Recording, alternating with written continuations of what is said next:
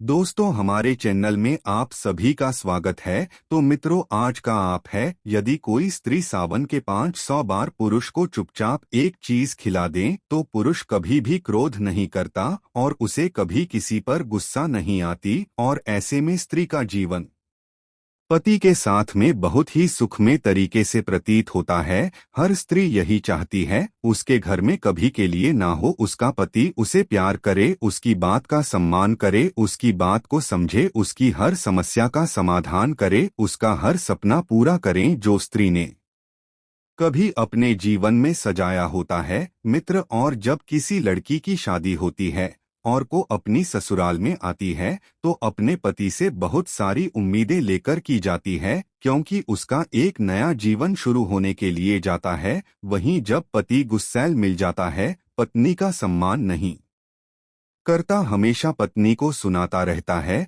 उसकी भावनाओं की कदर नहीं करता, उसे हमेशा दुख पहुंचाता रहता है, तो ऐसे में पत्नी का जीवन पूरी तरह से नीरस हो जाता है और पत्नी रात दिन कुढ़ती रहती है। मित्रों, एक बार माता पार्वती ने भगवान शिव से पूछा, प्रभु, मैं ने देखा है कुछ पुरुष ऐसे होते हैं जो अपनी स्त्रियों का सम्मान नहीं करते, वहीं हमेशा उनका अपमान करते रहते हैं, हमेशा पत्नी पर गुस्सा होते रहते हैं, छोटी छोटी बातों को लेकर के हमेशा नाराजगी जाहिर करते रहते हैं, जिससे पत्नी का सुख चैन पूरी तरह से छिन जाता है।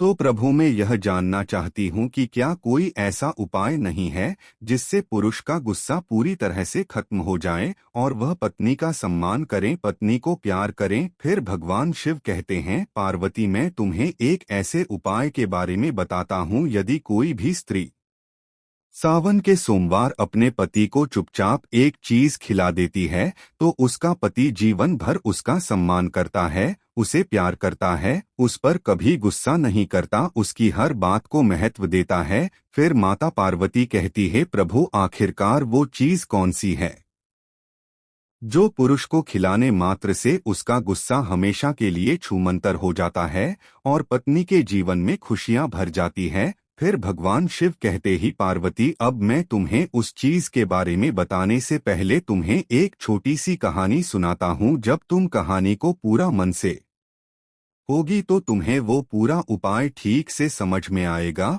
और वो चीज कौन सी है यह भी तुम्हें मालूम पड़ जाएगी। फिर माता पार्वती कहती हैं, ठीक है प्रभु, आप कहानी को सुनाना प्रारंभ करें, मैं कहानी को पूरे मन से सुनूंगी। तो मित्रों, कहानी शुरू करने से पहले मेरा आप सभी से अनुरोध है कि आप हमारी कहानी में खो जाएं, उससे पहले हमारे चैनल को सब्सक्राइब करके बेल आइकन से दबा लें, जिससे हमारी हर वीडियो का नोटिफिकेशन सबसे पहले आप तक पहुंच सके और आप हमारी हर वीडियो से प्राप्त ज्ञान का अपने जीवन में लाभ उठा सके। तो आइए कहानी शुरू करते ही।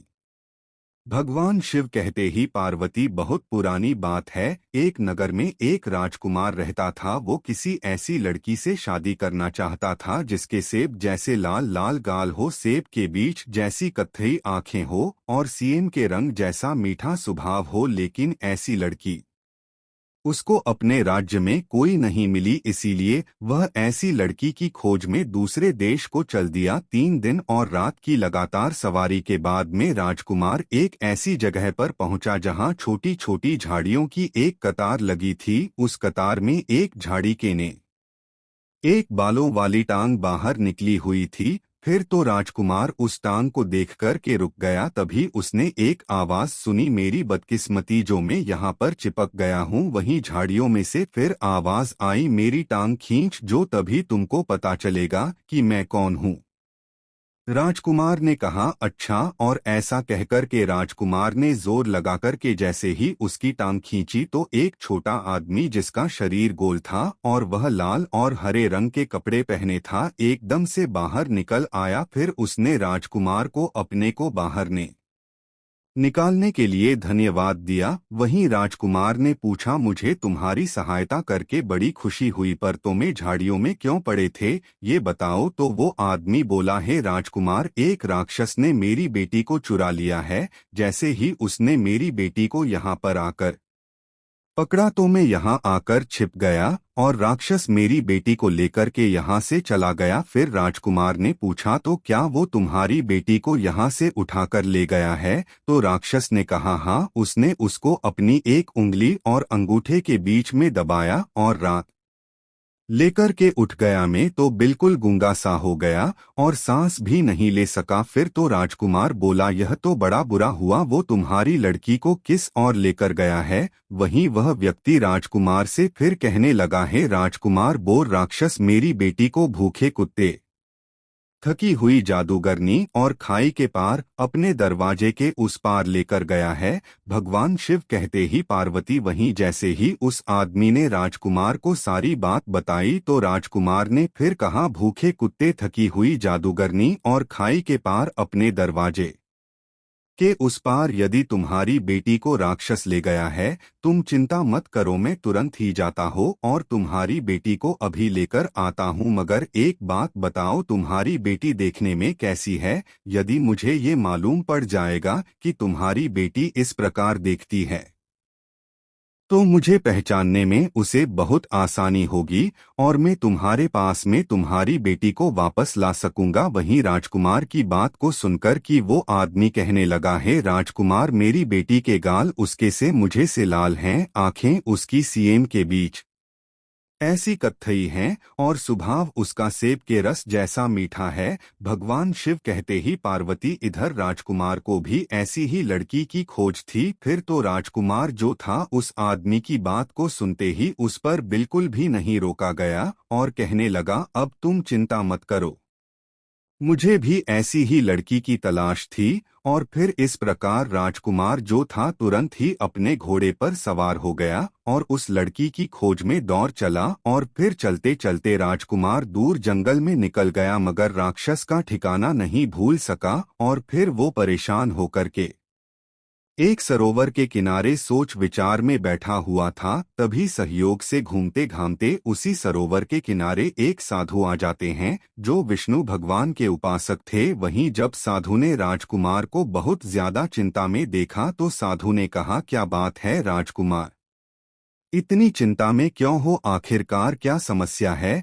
वहीं साधु की बात को सुनकर के राजकुमार ने बताया, महाराज, एक राक्षस यहाँ पर कहीं जंगल में रहता है और वह एक लड़की को उठाकर अपने साथ में ले गया है। मुझे वहां तक पहुंचना है मगर मैं कैसे पहुंचूं? मैं उसका ठिकाना ढूंढ ढूंढ कर परेशान हो गया लेकिन मुझे राक्षस का ठिकाना नहीं मिल सका। इसीलिए मैं सोच विचार में बैठा हूँ कि मुझे क्या करना चाहिए। भगवान शिव कहते ही पार्वती इस प्रकार राजकुमार की बात को सुनकर के साधु ने दिव्य दृष्टि से देखा कि उस राक्षस का ठिकाना कहाँ पा रहे। फिर देखने के बाद में साधु ने राजकुमार से कहा, राजकुमार, मैं तुम्हें उस राक्षस का ठिकाना बताता हूँ मगर एक बात और ध्यान रखना, जब तुम राक्षस के पास जाओगे तो तुम्हें कई समस्याओं से होकर गुजरना पड़ेगा। मैं तुम्हें बताता हूँ तुम एक कौन सी समस्याओं से गुजरना पड़ेगा। जब तुम राक्षस के ठिकाने पर पहुंच गए तो सबसे पहले तुम्हें एक कुत्ता मिलेगा जो बहुत ही गुस्से वाला है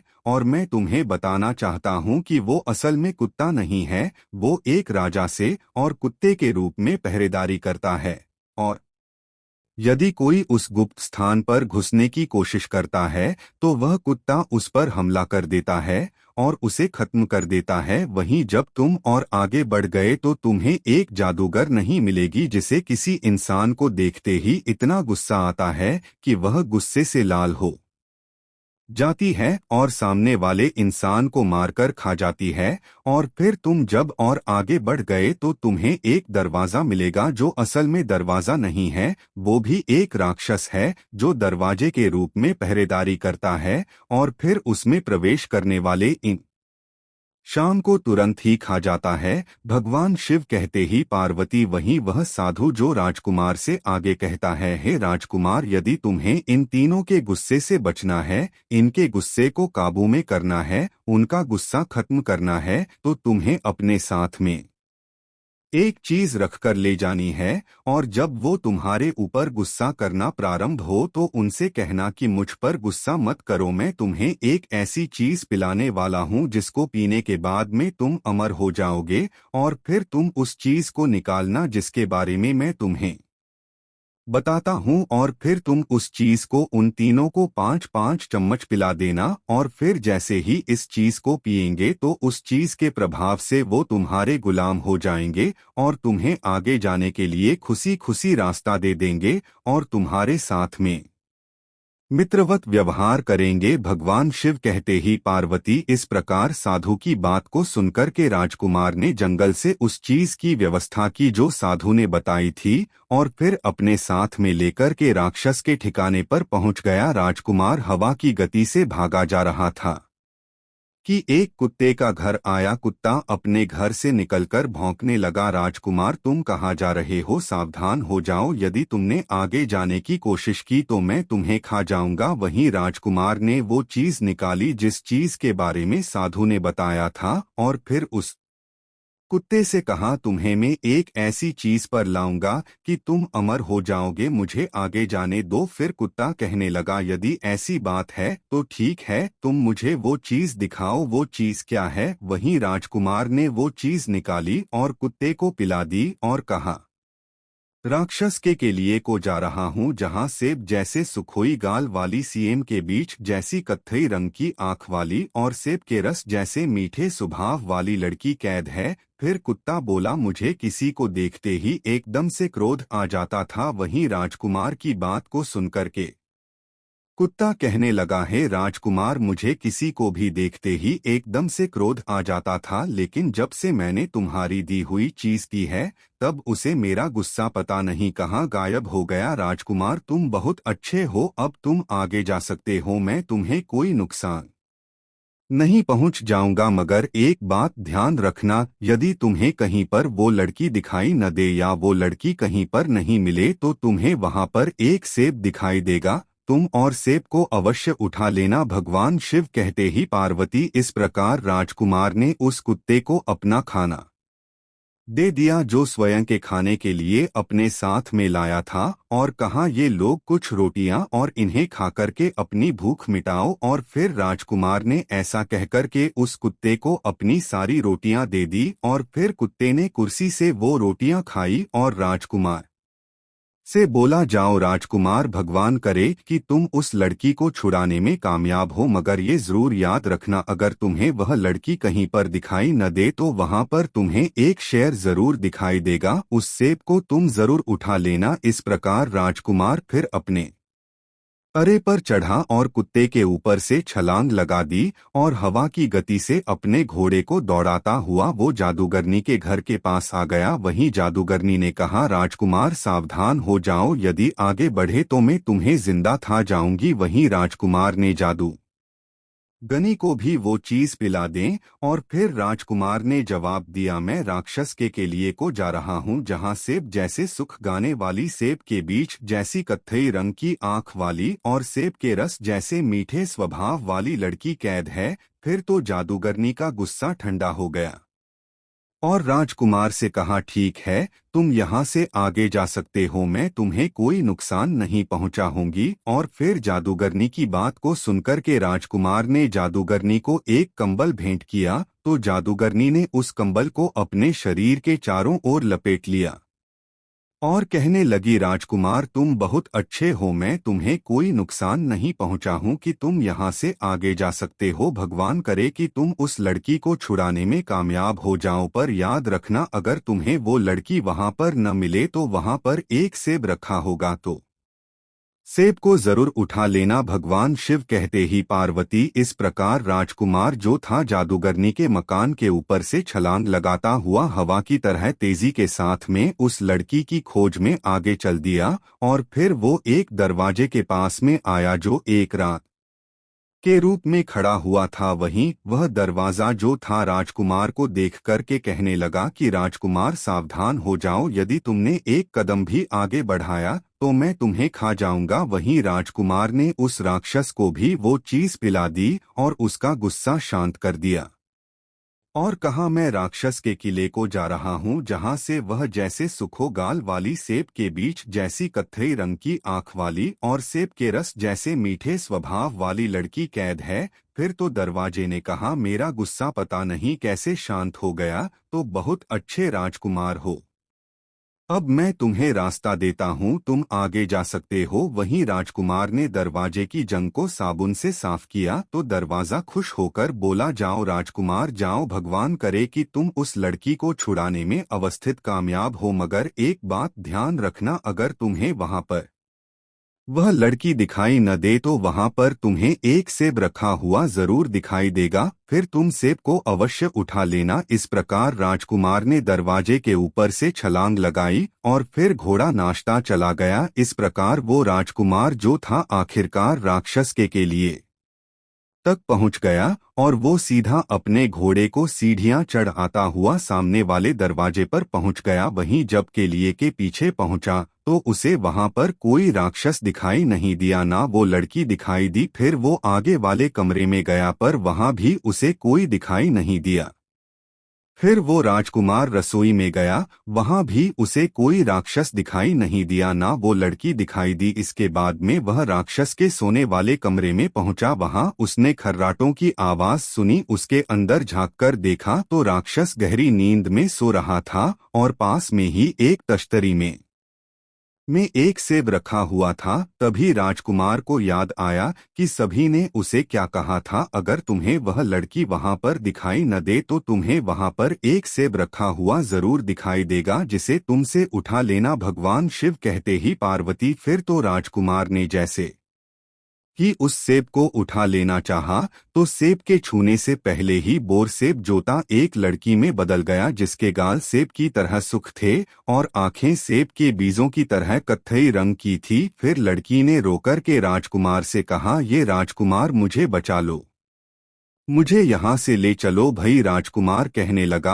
अब तुम चिंता मत करो, जल्दी से मेरे पास आओ और हमारे साथ चलो, मेरा घोड़ा नीचे खड़ा है। और फिर इस प्रकार राजकुमार जो था उस लड़की को लेकर के वहां से भाग लिया। वहीं राजकुमार ने लड़की को घोड़े पर बिठाया और दौड़ चला। तभी राक्षस की आँख खुल गई और वहीं से राक्षस चिल्लाया कि दरवाजे जल्दी से उसे को। तो दरवाजा कहने लगा, मैं नहीं रोकूंगा, उसने मेरे जोड़ों में साबुन लगाया है। और इस प्रकार कहकर के दरवाजे ने राजकुमार को वहां से आगे जाने के लिए रास्ता दे दी। फिर तो राजकुमार उस लड़की को लेकर के दरवाजे के ऊपर से निकल गया। वहीं राक्षस जो था राजकुमार के पीछे भागा और चिल्लाया कि जादूगर नहीं, जल्दी से इस राजकुमार को ये यहाँ से जाने न पाए। तो जादूगरनी कहने लगी, मैं नहीं रोक होंगी, क्योंकि राजकुमार ने मुझे सोने के लिए एक मखमली कंबल दिया है। इस प्रकार राजकुमार उस लड़की को लेकर के वहां से भी आगे निकल गया। वहीं राजकुमार अपना घोड़ा दौड़ाता हुआ वहां से आगे चला गया।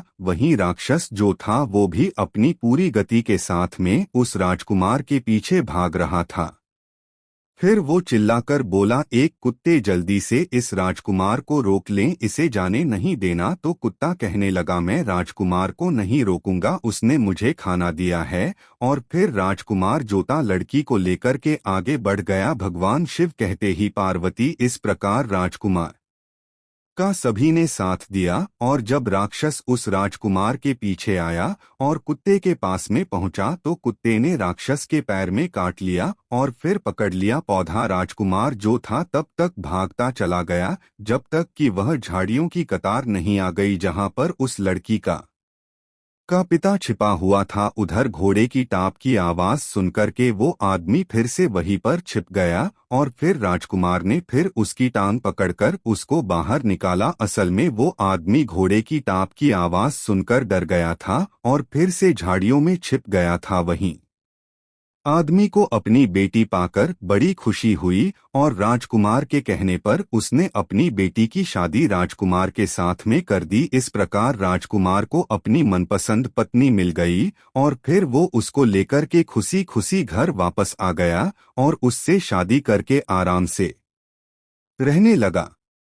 भगवान शिव कहते ही पार्वती इस प्रकार समय के साथ ही राजकुमार गलत संगत में पड़ गया और अपनी पत्नी पर बहुत ज्यादा गुस्सा करने लगा, अत्याचार ढाने लगा। राजकुमार का स्वभाव था गुस्सैल प्रकार का हो गया। वहीं जब राजकुमार की पत्नी बहुत ज्यादा परेशान होने लगी, ज्यादा परेशान रहने लगी, अपने पति से प्रताड़ित होने लगी, तो रात दिन चिंता के मारे कूदने लगी। और फिर कुछ ही दिनों के बाद में बोई साधु, जिसने राजकुमार को गुस्सा करने वाली चीज के बारे में बताया था, एक दिन राजकुमार के दरवाजे पर भिक्षा मांगने के लिए आया।